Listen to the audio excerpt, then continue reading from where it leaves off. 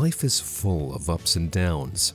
Sometimes, before things get better, they seem to get worse. What many call a spiritual journey isn't always easy or calm. It often leads us through really tough times, which some people describe as the dark night of the soul and ego death. These fancy terms actually talk about feeling totally lost, not knowing who we are, and really wanting to find meaning in life. It's like being lost in a thick forest at night without a map, light, or any idea of where to go. However, there's always hope for something good to come out of this. These tough times can help us grow, understand more, and change for the better. They make us question who we think we are, the roles we play, and what we believe in. To start fresh, sometimes we need to let go of the old. That's the idea behind what we like to call the soul's fresh start. Your soul, which is eternal because it's made of spirit, needs to wake up and grow, just like our bodies need food. This thought is really similar to what Saint Teresa of Avila, a famous spiritual guide from the 1500s, taught. Teresa and her student, Saint John of the Cross, went through the tough journey of spiritual growth and showed others how to do it too. The term, the dark night of the soul, comes from Saint John. He used these words to describe how the souls feel lost and empty at times, but also how these tough times can lead to a new, deeper understanding and a closer relationship with the spiritual world. Throughout history, people from all walks of life have embarked on this difficult journey. Whether they were monks from the East, philosophers from the West, people wandering the African deserts, or those climbing the snowy Himalayas, many have faced these deep challenges. To really understand the power of these experiences, we need to look back at what our forebears learned, the hardships they went through, and the knowledge they passed down to us. Their experiences offer us clues on how to grow spiritually ourselves. Shakespeare once said that life is like a big play where everyone has a role. From the day we're born, we're given roles to play, lines to say, and stages to stand on. But who are we really, underneath all the costumes and makeup? Who are we when the show's over and everyone's gone home? From our names to the rules of society we grow up with, our identities start to take shape. But these identities are shaped not just by us, but also by the expectations of our families, our cultures, and society at large. We learn what's seen as good, what's wanted, and often what's considered normal. Under all the stories we tell ourselves and the roles we play, there's a core truth about who we are, shining and undeniable. A lot of what we think is us is actually made up of stories, beliefs, and perceptions we've picked up along the way. But we can change those stories, question our beliefs, and see things differently. Starting a spiritual journey means asking ourselves, who am I really beyond my name, my roles, and what others expect of me? Who am I without any labels at all? This deep questioning helps us start to see our true selves, which isn't limited by any stories or shaped by society. There's a saying that our deepest wounds let in the most light. It's often in our lowest moments, filled with sorrow and despair, that we find the most profound truths. The path to waking up spiritually isn't straight or easy. It twists and turns, going through dark places where our emotions test us the most. The dark night of the soul is one of these tough spots where we feel lost, hopeless, and utterly alone. Society often makes it seem like finding yourself spiritually is all about feeling good, being surrounded by love, and always feeling peaceful. But the truth is, it's not like that for a lot of people. The dark night is a time when everything we believe in, hope for, and understand gets turned upside down. But why do we go through this tough time? Why the struggle? It's because real growth usually means stepping out of what's comfortable for us. The dark night is there to test us, to push us to our limits, and then push us a little bit more. It forces us to let go of our old selves to make room for something new. In these tough times, it's important to remember that things are darkest right before the dawn. The pain, confusion, and feeling of being alone are just signs along the way to understanding ourselves and the world around us on a much deeper level. Alan Watts once talked about how our ego is just where we focus our attention. It's like the voice in our head that's always talking, telling us what we like, don't like, what we want, and what we're afraid of. It shapes how we see everything, making sure everything fits its story. But what if this way of seeing things suddenly breaks apart? Ego death, despite sounding scary, isn't really dying. It's more about going through a big change where all the things we strongly believed in start to fall apart.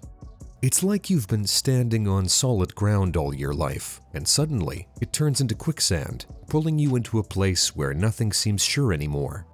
This moment, ego death, is when everything we thought was true starts to collapse. While this can be scary, it also sets us free. Without our ego constantly talking and judging, we can see the world more clearly for what it is. We face challenges like the fear of losing who we are, the sadness of giving up beliefs we've held for so long, and feeling lost without anything familiar to hold on to. But as everything falls apart, we also find a new kind of freedom. Without our ego holding us back, we're free to discover, feel, and accept the endless possibilities of life. However, it's good to keep in mind that ego death isn't the end. As the barriers of our ego start to fall, the true essence of who we are starts to show, free from any burdens or filters. This process is like emerging into the light after being in the dark, a concept often found in mystical traditions where it's said that to find yourself anew, you first have to let go of the old you. This idea suggests that our greatest growth often comes from our toughest times. The difficult phases like the dark night of the soul or the breaking down of our ego aren't the end of the journey, but rather doorways to something new. Getting through these times is like a phoenix rising from its ashes. The old version of ourselves, weighed down by fears, wants, and false beliefs, is burned away, leaving something pure and real. This new version of ourselves isn't looking for approval from others or caught up in the chase for temporary pleasures.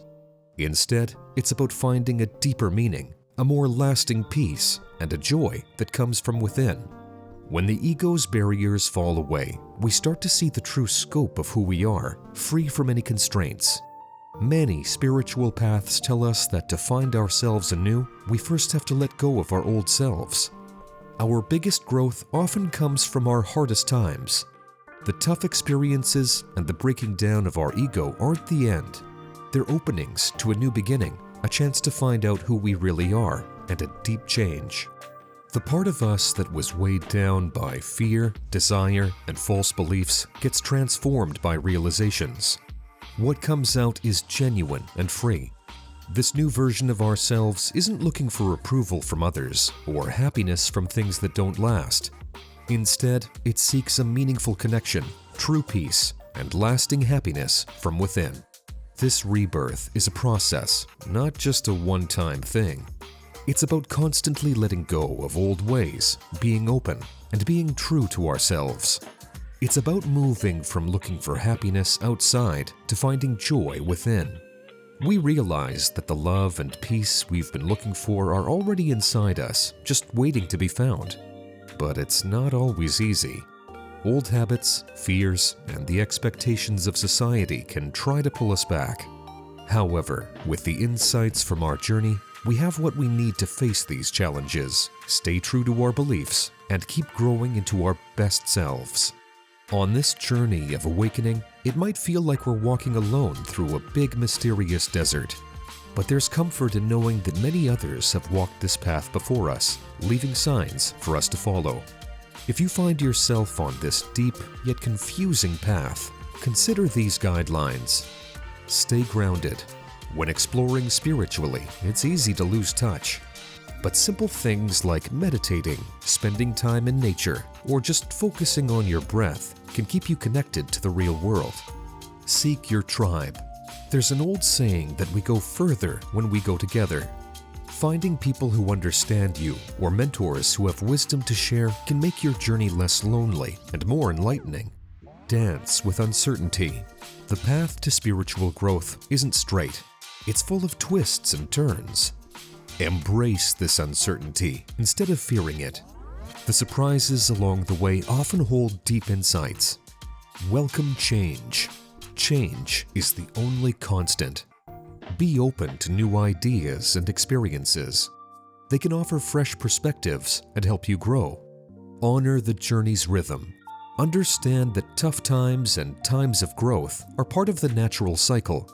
Like John of the Cross and Eckhart Tolle suggest, these periods are opportunities for deep learning and for learning to live in the moment.